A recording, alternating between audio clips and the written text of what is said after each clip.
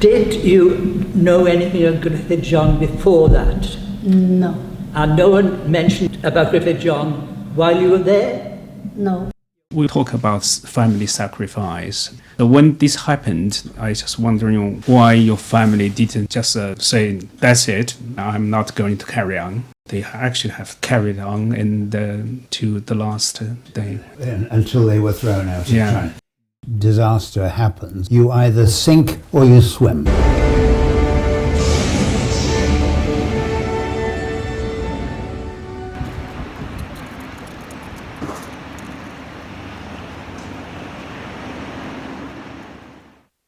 As you are the founder of Griffith John Foundation, could you please tell us a little bit background of Griffith John and his time in Swansea?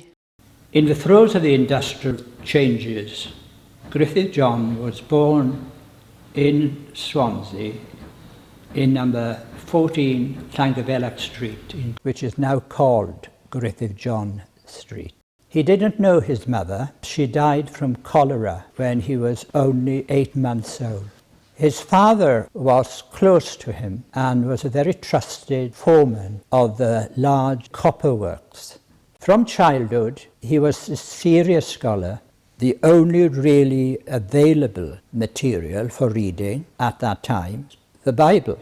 He was admitted to membership at the age of 8 because he was at least 3 or 4 years ahead of other people because of his earnestness to develop his career. And at the age of 14, he went to a small mining village. That is where he started preaching. Many predicted that he was destined to become one of the very greatest evangelical preachers. However, when he was 17 years old, his father died of the same disease, cholera. Mr. Jacob gratuitously said he would be prepared without charge to pay for his tuition, and said that he would never know the lack of an earthly father as long as he lived. Griffith John said, he was father, brother and friend to me. Taking up the London missionaries' request for people to go to China, and he accepted that call. Margaret was his first wife. She was the daughter of the Reverend David Griffiths, who had persuaded Griffith John that he should become a missionary. On the 12th of May in 1855, when they'd only been married a month, Griffith John and Margaret left this country, sailing for China. They were more than 4 months on the voyage, and when they arrived, it had to be Shanghai, because China at that time was a closed country. They were not allowed out of Shanghai. His first work was to learn to speak Chinese. Within 6 months, he had learnt enough Chinese to be preaching. Now, the rule was foreigners were allowed out of Shanghai as far as 1 day's journey. That is, they could leave Shanghai but had to return by the end of that day. But all the time what he longed for was that great central China. And in particular, his eye was on this one city of Hankow with its 2 other cities, what is present-day Wuhan. And then 1860, the Second Opium War. Terrible episode in British colonialism, forced China to take in opium from India. And at the end of that war, China was required to open up, but in particular, the Yangtze River. And within 7 months of that decision, Griffith John had sailed that 700 miles down the Yangtze and had arrived in this city where he had longed for so long to be. He had noted in his diary that day that he first arrived in Hankow, it would be impossible for me to describe my feelings when I found myself actually at Hankow. I could hardly believe that I was standing in that very center of China. Now, the treaty signed in the north of the country meant that he was free to travel in China, but that treaty often didn't work 1,000 miles away, where you had warlords who were in control of different areas. He was sometimes received in great kindness and welcome, but many times he had to flee for his life, run as fast as he could back to the boat and sail to get away. He was stoned once, he was pelted with mud many times. His family were never sure that they would see him back alive again.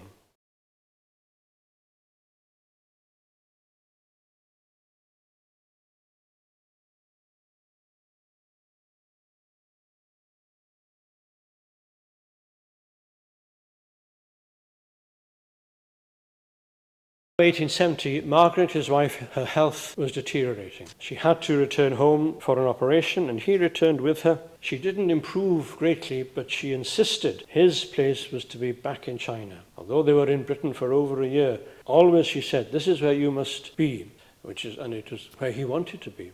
So she came back with him, although she knew she wasn't well, and in fact she didn't survive the journey back to China. She died in Singapore, and he returned alone then to China. He remarried Jeanette. By 1882, Griffith John is now 51 years old. Jeanette is ill, and she requires an operation. She is an American woman. They travelled to America, returning again to China, but she was soon ill again, and she died. And to remember his wives, in 1889, he built a women's hospital. He called it after his first wife, the Margaret Memorial Hospital for Women. This was in 1889. He had already built one for men 3 years before that.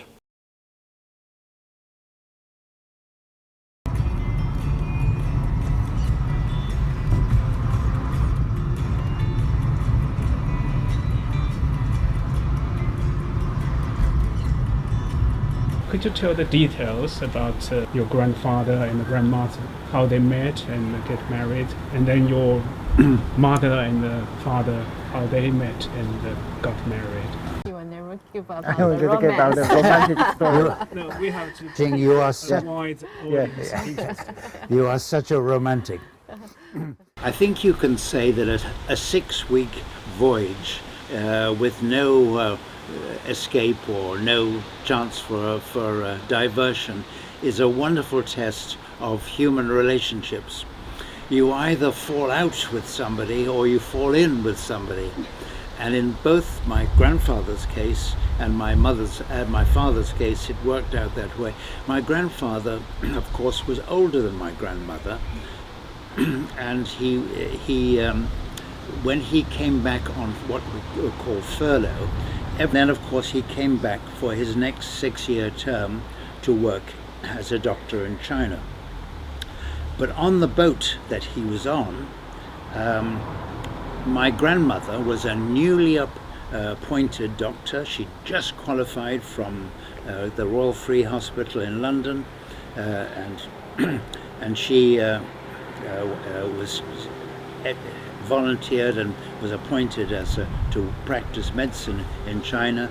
And of course my grandfather was very much more fluent in Chinese, so he gave Chinese lessons to all the young missionaries who were going to China, and they wanted to start to learn as soon as possible. So in the course of the lectures which my father gave, somehow this woman called Bessie Harris caught his eye, and vice versa, and I presume their romance flourished with the 6 weeks incarceration on board on a ship between Britain and China, and they knew they were destined for each other, and I'm very grateful to them. Otherwise I wouldn't be here today, thanks to their romance early on.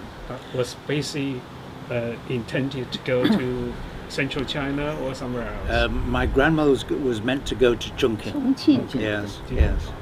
So she had to say that she decided to work somewhere else, and namely Wuhan. Is there any regulation if she changed her mind?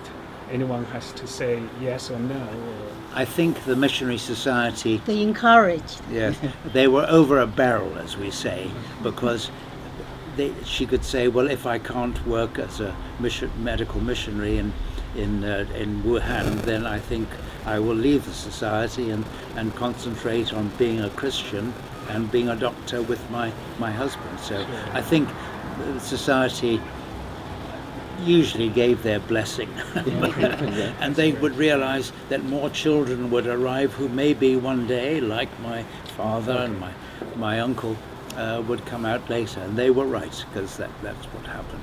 And the story was very similar with my father and my mother. My mother was going to work near Tianjin, I think somewhere around there, but she met my father on the boat, and but they very rightly were given a 6 months course in Chinese, in a language school, and then they were allowed to go to their destination, wherever that might be.